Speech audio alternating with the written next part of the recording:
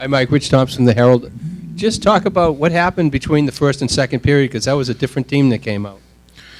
You know what? I thought we were reacting a little bit. Like, I thought we had a good push in the first probably 5-6 minutes. Then after that, I thought Lowell exerted their presence on us quite a bit. And again, Huggins gave us an opportunity to not be too far behind. And then I think we got back to playing hockey. I thought we were playing faster. I thought the hesitation in our game as far as our forecheck and even coming through the neutral zone diminished, and it allowed us to play on our toes a little bit more. Shane, right here, second row. Mike, you talked about your attitude coming into this year. You seem to be a little bit different after this game compared to maybe last year. Can you just talk about that a little bit and talk about the no regrets aspect this year compared to last year? Well, the aspect of experience teaches you quite a bit. And a year ago, we had a real good regular season, won our first playoff series, and then got to the Final Five. And inside of about 60 seconds, we were down 1-0 to Wisconsin. Barnes blew by our bench and snapped one on the inside of the bar. And from that point on, we were chasing. And I didn't think we really recovered from that going to the Miami. We again had a good first period, and then Miami, who's again talking about mental toughness, exerted their effort on us, and we couldn't get by. This year, I think it's been a little different. I don't think the guys were satisfied with just having some success. That's a tough locker room to walk into tonight, just because they did everything that they could. And we talk a lot during the year about at the end of the day, we shouldn't have a lot of tears, because if we do what we should do, then there's really no regrets and nothing to worry about. You've laid it all out there, and I think those guys did that. Right here, please, second row. Coach Alex Faust, USCHO.com. Your goaltender was phenomenal in this game. This season, I guess, for us folks out east, you might have flown under the radar, but what does this performance say about him emerging on a national stage?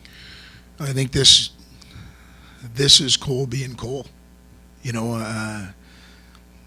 guys, I know everybody was talking about the guy that won the game tonight, and well deserved. He put up some scary numbers, but I think if you go ahead and you stack Cole's numbers in the last now 14 games, they're comparable. I thought it was a great battle tonight.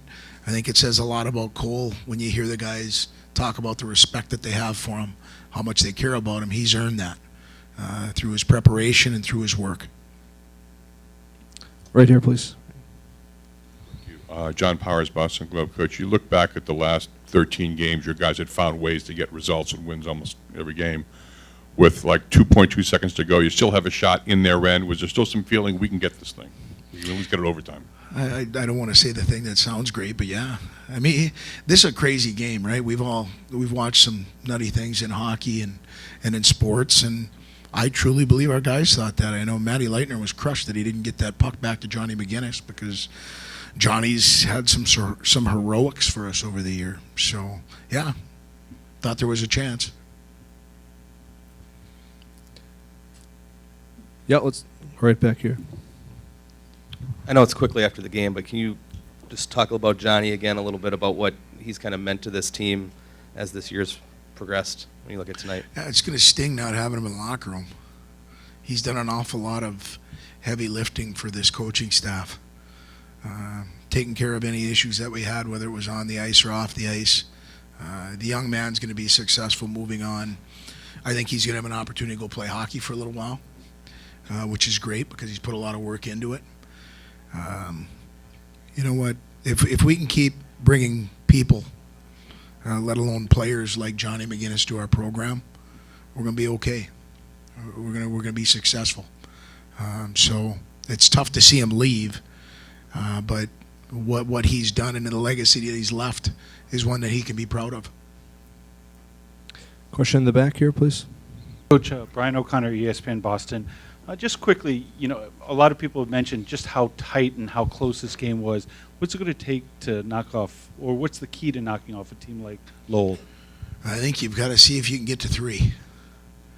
One, if you can score the first goal, just because I'd like to see the average time that Lowell gives up their first goal in a 60-minute game. And I'm going to tell you that, as the guy said, that's a grind. And so that's what I think. I think you've got to get to him early if you can, because as we've seen, once he gets settled, he's pretty confident. As he made some, again, we've got the power of video, so we're watching video in between periods. I thought he made some exceptional saves tonight. And not just ones, I mean 2 and 3. And we talked about that coming into the game, about trying to get second and third opportunities. We didn't have a ton of them. But, for us to put 30-some shots on net and have some second and third opportunities, and, hats off to him. Question here for Coach. You mentioned getting guys like Johnny into the program, getting high-quality players. How are you guys going to do that these next few years to get where you want to go? WCH changed a little bit. It might not be as attractive as it was for some kids. Just kind of how do you see this program maintaining the status it's achieved the last couple of years? Well, a couple of things. I think you can tell Johnny McGinnis' story. Over the last 2 years, or a guy like Uriah Hayes, who's playing in this building on a nightly basis for Worcester, who went from a guy that was, Crescent, Minnesota, and he goes and plays 2 years at juniors, one in the North American League, then goes to the USHL, and then comes in and, has an okay first 3 years. In his last year, he scores 20 and signs a contract right after he's done.